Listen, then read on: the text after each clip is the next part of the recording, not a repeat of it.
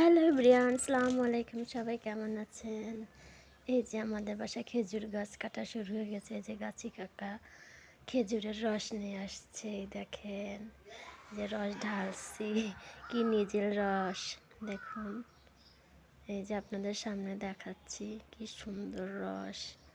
আজকে এই রস দিয়ে রসের পায়েস যেটা হয় সেটা খাবো। এই যে রস জ্বালিয়ে নিয়েছি, জ্বালিয়ে লাল করে নিয়েছি দেখেন। আমাদের বাসায় রস বিক্রিও হয়। এই যে রসের জাউ রান্না করতেছি।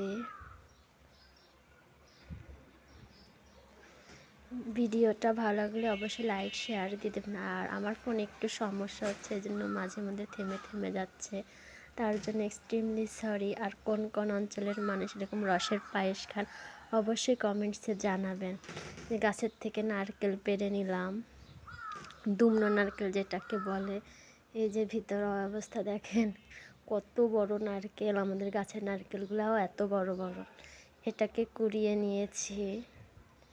এই দেখেন কত সুন্দর, একটু নরম নরম হালকা, অনেক সুন্দর লাগে এই নারকেলগুলো। পিঠা, ভাপা পিঠা, কুলি পিঠা, রসের জাউর সাথে খেতে খুব মজা লাগে। এই যে আমার আম্মুই দিয়ে দিচ্ছে, নাহলে একা একা ভিডিও করা রান্না করা খুব সমস্যা হয়ে যায়। এই যে রান্না করতেছি, যে এরকম লুক আসছে। সবাই কিন্তু কমেন্টে জানাবেন কোন কোন অঞ্চলের এরকম রসের পায়েস খেতে পছন্দ করেন। এই যে হয়ে গেল আমার রসের পায়েস রান্না। এটা সকালেই খাওয়া হয় ম্যাক্সিমাম। যে পিতলের প্লেটে বেড়ে নিলাম, এটা এখন আমরা পরিবেশন করেই খাবো ইনশাল্লাহ। আপনাদেরও দাওয়াত থাকলো, আপনারা অবশ্যই খুলনায় চলে আসবেন এই রসের সময়।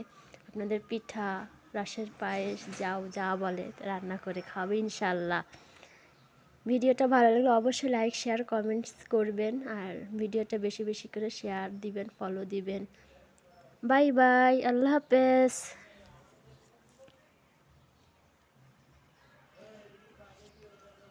এই দেখেন গামলায় ঢেলে নিয়েছি। Bye bye.